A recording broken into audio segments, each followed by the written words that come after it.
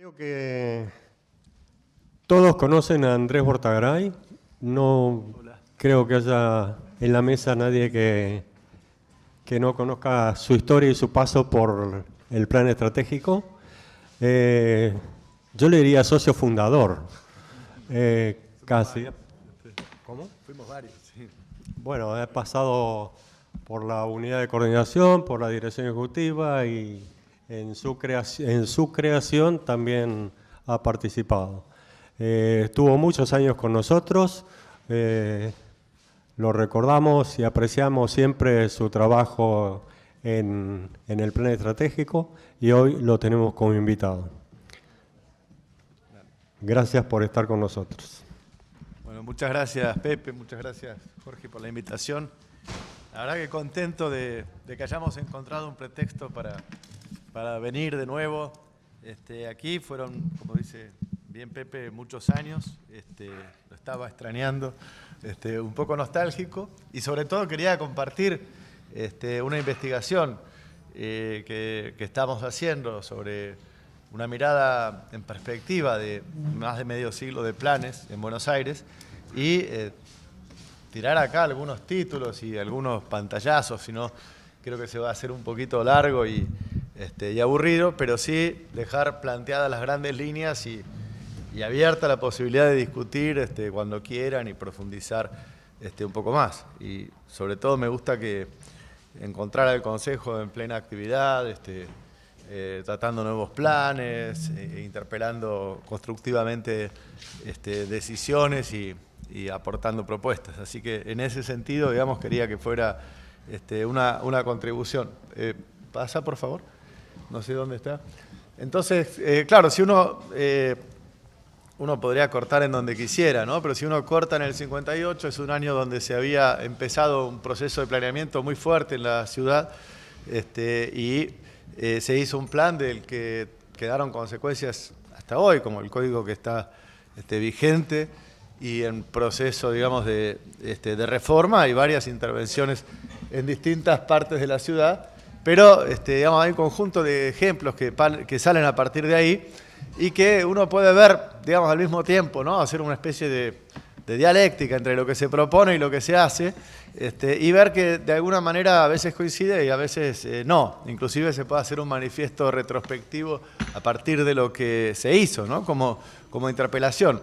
Y en este periodo también encontrar algunos grandes hitos, ¿no? El 58 fue un año de corte importante, de promoción de inversiones en el petróleo, de inversión directa en la industria automotriz, algunas medidas que ya venían del final del peronismo, pero que con Frondizi, digamos, se acentuaron, ¿no? Y de hecho en esos años se levantaron los tranvías y hubo también toda una serie de cambios importantes en la ciudad. Otro hito importante, ya lo vamos a ver, es el año 77-78, que cambia un poco el sentido de las intervenciones que se venían haciendo. Otro el 92-94 y tal vez ahora, aunque nos falta un poco de perspectiva. Dale por favor. Bueno, uno podría ver mucho marco teórico, no vamos a discutirlo ahora. Pasa, por favor. Entonces, digamos, una cuestión que me parece importante es que muchas veces se dice que a Buenos Aires le han faltado planes y que eso se puede, digamos, de alguna manera discutir. Que no es que han faltado planes, sino que hubo decisiones de un determinado tipo que nos pueden gustar o no gustar, pero que no fueron producto del laissez-faire, sino decisiones que hay que asumir que se tomaron y frente a las cuales cabe tomar posición. Pasa, por favor. La idea es verlo un poquito en general y a través de algunos ejes como la movilidad, las centralidades o la vivienda. Pasa, por favor. Pasá por favor, no voy a entrar acá en el detalle de los planes, pero como pueden ver son muchos. Son muchos intentos desde distintos lados, la nación, la ciudad y la provincia, de tratar de incidir en el planeamiento urbano y algunas que no se han llamado planes, pero que tuvieron grandes consecuencias. Pasá por favor, pasá nomás. Y bueno, uno puede ver los tranvías duraron más o menos un siglo, ¿no? Desde los primeros tirados a caballo hasta que se levantaron. Todavía quedan las vías dando vueltas por varios puntos de la ciudad. Pero toda la revolución de infraestructura, la construcción del ferrocarril, el desarrollo del subte, de la red de tranvías, digamos, acompañó a una ciudad que había desbordado completamente el crecimiento. Pasá, por favor. Algunos planes, creo que fue la última vez que lo de Retiro y Puerto parecía ordenado. El plan de la Comisión de Estética Edilicia de 1925. Pasá, por favor, un antecedente importante. Un antecedente también de código urbanístico. Intentar poner límites a la altura, después dándole varias veces. Por favor, pasá. La cuestión de cómo iba a crecer la manzana, ya cuestionada. Pasá, por favor. Pasá, por favor. La relación con el río y temas que han seguido históricamente presentes en todos los planes y aún ahora, ¿no? Pasá, por favor. Adelante. Bueno, un tema interesante es siempre la cuestión de las autopistas, que todavía se sigue discutiendo entre el trazado original de la avenida General Paz, que había sido una gran obra pública, pero además con calidad paisajística, a cómo fue evolucionando, ¿no? Pasá, por favor. Bueno, y algunas normas que eso es algo que también, ¿no? Los planes siempre han tenido grandes intenciones, pero finalmente son las normas regulatorias o las inversiones, la asignación de recursos públicos, lo que finalmente hace que en la estructura física de la ciudad, por lo menos, vaya evolucionando y entonces, bueno, tiene importancia que no necesariamente se le ha dado. Pasá, por favor. El plan del 62 tenía, bueno, reconocía un antecedente explícito en el plan de Londres del 44. Pasá, por favor. Y tenía propuestas, digamos, a nivel de la ciudad, a nivel metropolitano y a nivel regional. Las metropolitanas y las regionales, creo que ahí el avance fue más que nada conceptual, no tenía ninguna competencia para intervenir. En las propuestas para la ciudad, sí, quedaron muchas intervenciones que se hicieron, Catalinas Norte, Sur, Lugano y otras partes de la ciudad, y de hecho el Código de Planeamiento Urbano, uno podría discutir, ahora está puesto en la agenda, que era un producto exclusivo de la dictadura. Creo que es más compleja la cuestión para poder discutirla, pero también era consecuencia de este plan. Pasá, por favor. Adelante. Adelante. Y lo que es interesante es que el que sucede a este plan era, a diferencia del anterior, que reconocía el antecedente de Londres, un intercambio directo con París, ¿no? Con la Agencia de Urbanismo Metropolitana de París, y AURP se llamaba en ese momento, que venían de hacer un plan en el 60 y en el 65 muy ambicioso, con un Estado muy fuerte y con mucha capacidad de inversión pública. Ahí habían hecho la red expresa regional de París y las ciudades nuevas o las villes nouvelles, que acá de alguna manera se tomaron. Pasá, por favor. Y el plan, digamos, que llamaba esquema director Argentina 2000 para el área metropolitana, en lo que en ese momento era la CONADE, que era un organismo de planeamiento, algunos de ustedes lo conocerán o lo recordarán, que algunos lo han criticado también porque era en un periodo autoritario y porque la participación, digamos, no había existido mucho, pero algunas de las propuestas que tenían incluían una lectura importante del territorio. Ellos miraban al 2000, 30 años antes, y las proyecciones demográficas que habían hecho finalmente terminaron coincidiendo, más o menos, con lo que pasó. Y la forma en la que proponían que creciera el área metropolitana, un poco más sobre la costa de sudeste a noroeste, marcado por las infraestructuras, y pensando en el transporte, digamos, como la osatura del crecimiento metropolitano, no eran, digamos, tan disparatadas, ¿no? Y sobre todo reconocían la importancia del centro metropolitano de Buenos Aires, la importancia de tener 11 accesos ferroviarios a la ciudad. Decían que una ciudad densa y compacta no podía tener autopistas de penetración por sus características y porque estaba bien servida, y en todo caso, digamos, pensaban en dos paralelas. Y pensaban también en un tipo de vivienda que tuviera menos déficit que de calidad de vivienda y además déficit urbano de la que había en ese momento. Pasá, por favor. A este estudio lo siguió otro que era casi la continuidad directa, que era el esquema preliminar el estudio preliminar del transporte para la región metropolitana de Buenos Aires, que fue bastante único en su género, que durante 40 años siguió siendo una base bastante importante de estudios que seguía las líneas del anterior, ¿no? Lo único que era específico de transporte era más desarrollado por un equipo local. Tenían un análisis muy profundo de las inversiones que se habían hecho en los últimos 10 años en los 3 niveles de gobierno y una serie de propuestas técnicas que incluían un tipo de desarrollo de la red expresa regional. Adelante, por favor. Bueno, esto en paralelo con planes en otras ciudades de América Latina, donde en general ahí los ejes viales jugaban un rol muy importante, en Santiago, en Río. Pasá, por favor. Pasá, por favor. Y, digamos, un último estudio de esta generación, prácticamente en el 77, hecho desde la provincia de Buenos Aires, que seguía con todos los anteriores. Ahora, el sistema metropolitano bonaerense. Ahora, lo que es interesante es que había toda una serie de estudios que iban en una línea y después se produce como un corte muy fuerte en el 77-78. Pasá, por favor.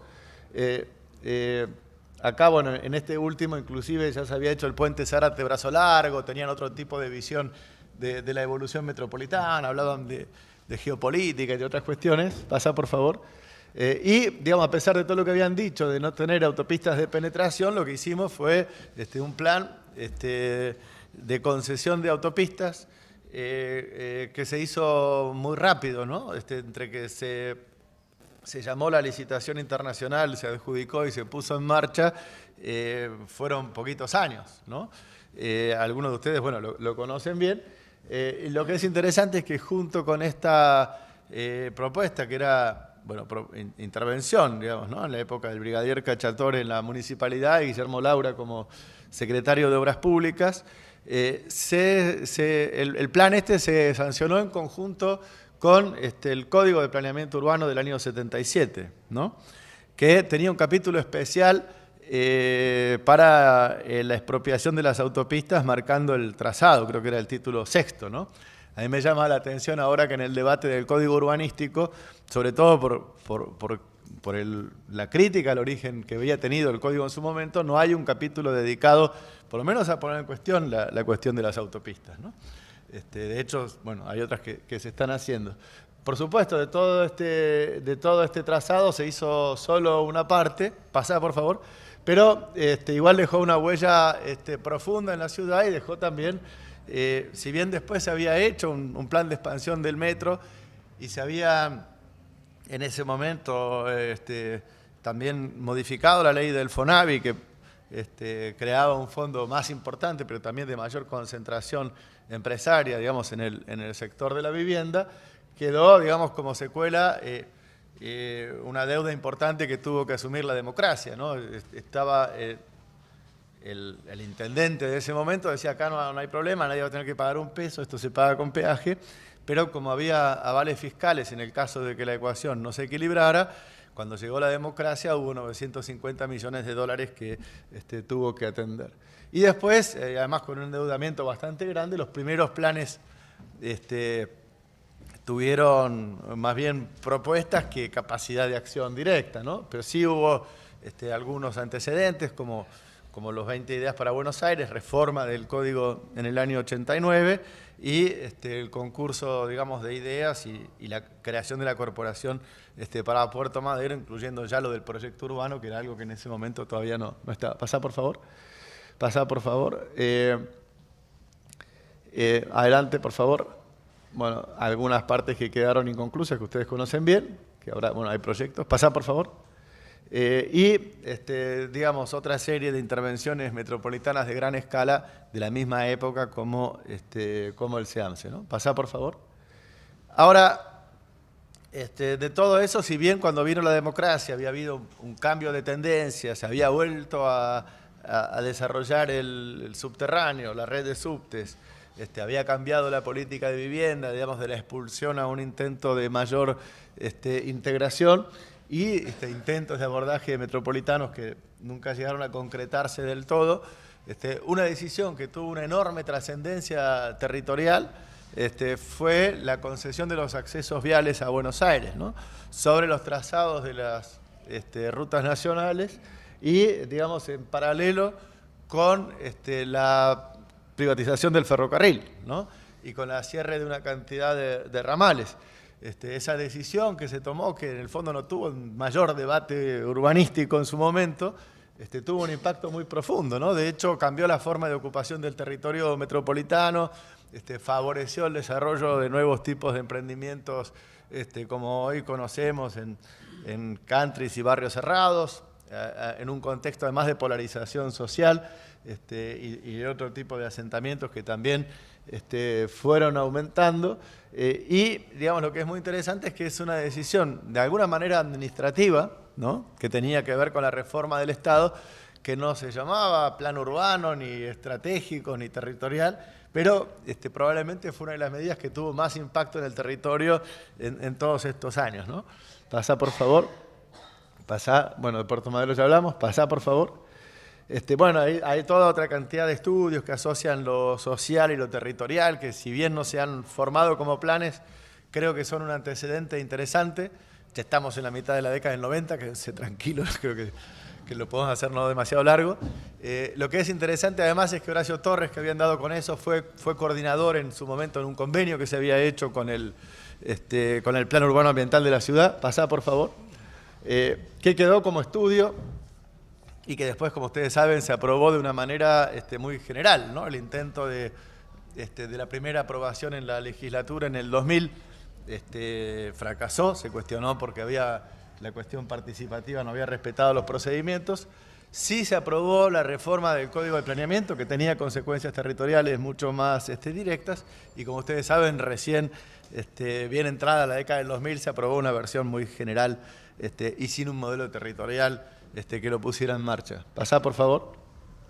Bueno, también con toda una serie de definiciones sobre las centralidades, sobre la cuestión de la ciudad policéntrica que hoy está en discusión, que venía asociada además con las comunas.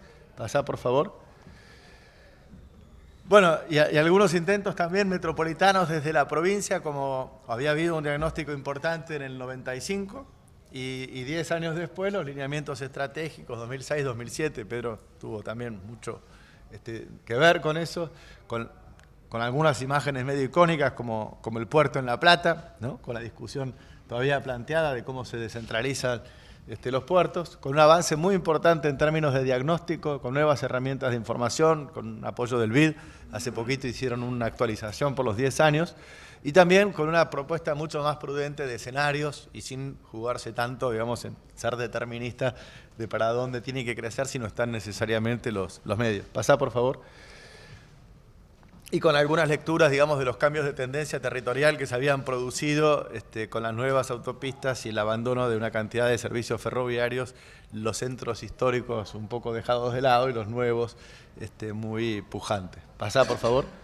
Y bueno, y ahí todavía podemos ver una enorme cantidad de planes, uno inclusive del año 95 para la expansión de la red de subterráneos, que se había hecho con un préstamo no reembolsable del BID, que creo que lamentablemente no tuvo todo el debate que merece tener. Además lo hizo gente muy seria, que incluye, digamos, alternativas a la ley 670 de la ciudad, incluye un plan de expansión de unos 40 kilómetros en total a la red actual, que incluye inclusive posibilidades que hoy en debates actuales, como el proyecto de red expresa regional, podrían tener mucha vigencia. Pasá, por favor. Bueno, uno podría hacerle a esto los cortes temáticos, ¿no? Verlo, por ejemplo, a través de la movilidad, que si bien hubo toda una serie de estudios muy detallados, finalmente lo que se llevó a la práctica fue un poquito brutal y sin tanto estudio, sí con herramientas administrativas sofisticadas y muy concretas, pero sin tanto estudio de la teoría.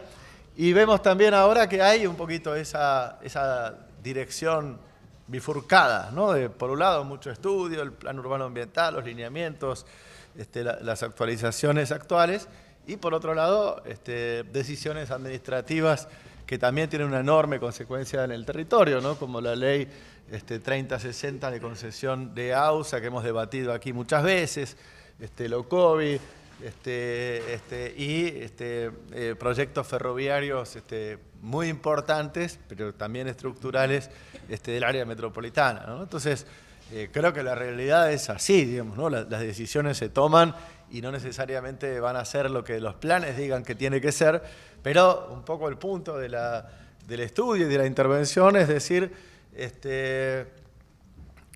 discutamos a qué corresponderían las decisiones que se toman, a qué enunciados que no necesariamente están formulados como tales, para poder enriquecer el debate, ¿no?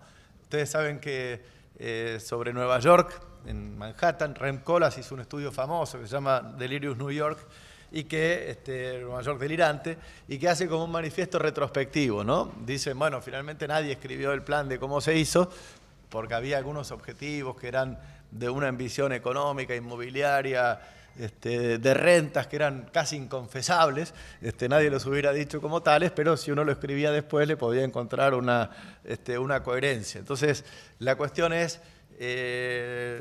cómo, en general, los planes dicen queremos fomentar la calidad del medio ambiente, la integración social, el transporte público y toda una serie de cosas, y las decisiones se toman también por otros motivos, acá y en otras partes. Y esos objetivos no necesariamente se enuncian, pero enunciarlos y poner en crisis los otros que son más nominales, yo creo que puede permitir una innovación en los métodos para que todas estas discusiones sean más constructivas, ¿no? También hay un colega mexicano, especialista en derecho urbano, que habla del neorrealismo en el derecho, ¿no? Él dice, habla de México, pero podría valer para Buenos Aires. Tenemos una cantidad de textos que dicen a dónde hay que ir. De hecho, ahora votaron una constitución nueva para la Ciudad de México. Y después de eso, una parte sola se hace como dice que tiene que ser. Entonces él dice, no es cuestión de contrastar lo formal con la realidad, pues eso no lleva a ningún lado, sino de viendo la realidad, decir, bueno, esto es lo que hay, y a partir de ahí tomar otras decisiones, ¿no? Pasa, por favor. Bueno, ejemplos tenemos en Puerto Retiro, se había hecho un estudio muy completo también con la Agencia de Urbanismo de París y el área de planeamiento urbano de aquí, que arreglaban todo con un bulevar, un pequeño túnel que cruzaba Retiro y nada más, pero mucho estudio de cómo se opera el puerto, cómo opera la terminal de ómnibus de Retiro, cómo operan los accesos ferroviarios y no tanto dinero de intervención, ¿no? Y creo que eso, digamos, también quedó un poquito en los cajones, las decisiones van por otro lado, pero ahí está el desafío, ¿no? Betty preguntaba hace un rato qué pasa cuando algo está votado y reglamentado y hacemos otra cosa, y acá, bueno, no es exactamente lo mismo, pero decimos qué pasa cuando algo está estudiado en profundidad, con un camino propuesto y hacemos otra cosa. Bueno, es así la realidad, pero si uno mira toda esta historia muy rica de antecedentes, hay con qué discutir y contraponer para mejorar la calidad de las decisiones, ¿no? Pasa, por favor. Podríamos hablar lo mismo de las centralidades, ¿no? En cada uno de los planes que se hizo a lo largo de este medio siglo hay un capítulo de centralidades, de cómo son los centros de los barrios, de cómo son los equipamientos, inclusive los códigos también, ¿no? Y después de ahí saltamos a proyectos de poner 500.000 metros cuadrados en los hospitales, que al final no se hizo, se hacen por partes, pero hay como una tensión también entre las cuestiones que se estudian y las que se hacen, ¿no? Pasá, por favor. Y creo que y con esto termino, porque no quiero abusar de la invitación ni de la paciencia de nadie, pero creo que un punto que ayuda mucho a tratar de que este divorcio no quede como tal, es discutir la asignación concreta de los recursos, ¿no? Por ejemplo, el año pasado habíamos hecho un estudio con especialistas en presupuesto para el año 2017, ahora habría que actualizarlo para el 2018, en los proyectos de presupuesto de ciudad y nación asignados a transporte, había en total 48.000 millones de pesos, ¿no? Lo cual es una gran noticia porque es un esfuerzo importante, digamos, de mejora en la infraestructura. Ahora, ¿cómo es la consistencia entre un proyecto y otro? ¿Cómo es la consistencia entre los proyectos y los planes y las expectativas? Inclusive de acuerdo a los procedimientos que prevé la ley de presupuesto, que habla hablamos también con especialistas de la Auditoría General de la Nación, que prevén un sistema de evaluación de inversiones que son en sí mismo un plan fantástico y que en la práctica, digamos, cuesta mucho llevar. Pasá, por favor. Bueno, ahí estaba el total de las inversiones. Después, claro, uno no es que agarra el presupuesto y automáticamente agarrando el plan plurianual de inversiones sabe lo que está pasando, ¿no? Es una información que está atomizada en concesiones, en empresas públicas de distinto tipo y que, digamos, si uno puede reunir eso, puede tener un gran insumo para la discusión parlamentaria, pero también para el planeamiento. Pasá, por favor. De hecho, por ejemplo, bueno, ahora una de las grandes discusiones que está en la agenda pública tiene que ver, por suerte, con el ferrocarril, tiene que ver también con las autopistas. Yo no quiero ser repetitivo ni obsesivo, he hablado mucho, creo que han sido negativas para la ciudad y lo siguen siendo si insistimos en ese camino, que el modelo de concesión de AUSA, si uno lo veía en perspectiva histórica, no ha sido bueno para la ciudad y que hay alternativas mejores, que hay recursos que podrían ir a la expansión de la red de subterráneos. Y si uno mira la red de expresos regionales, que es un proyecto que está planteado ahora, acá hay un sitio de cómo son los trazados ferroviarios adentro de las ciudades en varias partes del mundo. Va a ver que, por ejemplo, en el de París, de donde fue tomado, el sentido de una red expresa regional es descentralizar las terminales, ¿no? Y que eso permitió que las viejas terminales del siglo XIX, en vez de ser lugares de transferencia muy complicados, como Retiro 11 y Constitución, fueran siguiendo por abajo, articulados con la red de subte en una cantidad de puntos, ¿no? Y eso permitiera o acceder directamente o combinar bien en la ciudad. Si uno vuelve a los antecedentes y lo compara con los proyectos actuales, ve que hay un esfuerzo enorme de inversión, muy importante, en la red expresa regional, pero que el beneficio que esperamos de eso, si no está articulado con una expansión de la red de subterráneos y una descentralización de los puntos de combinación, puede perder una gran parte del esfuerzo, ¿no? Y también, digamos, si uno compara en la trayectoria de distintas ciudades, va a ver que nadie regala capacidad ferroviaria. Hoy, que está hoy en el 58, uno podría decir era el petróleo, ¿no? Hoy estamos casi en el post-petróleo, los autos tratando de ser eléctricos, los efectos de la calidad del aire en la salud haciendo tomar, que yo hace años que hablo con Marta, habría de tratar de conseguirlo para Buenos Aires. En Londres han estimado, a pesar de que tienen una red fantástica de transporte público y un control de la calidad de los motores con la última generación de normas Euro, una reducción de la expectativa de vida entre 9 y 16 meses. En Buenos Aires no tenemos los estudios, pero estoy seguro que no pueden ser mucho mejores. Y el ferrocarril es una de las grandes ventajas que tenemos. Hoy, por ejemplo, hay una gran discusión en el Sarmiento por el contrato de Brecht, etcétera, pero no hay una discusión sobre qué pasa si uno pasa de tener 4 vías a tener 2, ¿no? Entonces creo que nada, es un pantallazo de una sucesión de estudios, de un material muy rico que los proyectos han ido y vuelto y en general los que aparecen nuevos tienen muchos antecedentes y que digamos, está escrito y lo vamos a presentar como publicación, pero quería compartirlo, ponerlo a disposición, dejarlo por si queda un ratito para alguna pregunta y invitar a un diálogo, ¿eh? Así que gracias. Bien.